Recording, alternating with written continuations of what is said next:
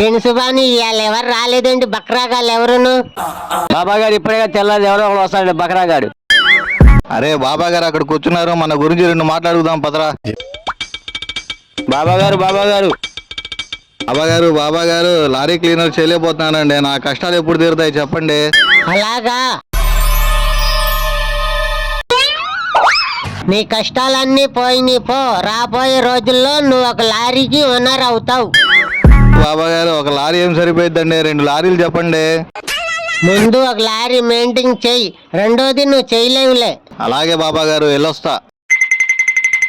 బాబా గారు బాబా గారు బాబా గారు ఏంట్రా బాబు నీ కష్టాలు చెప్పు.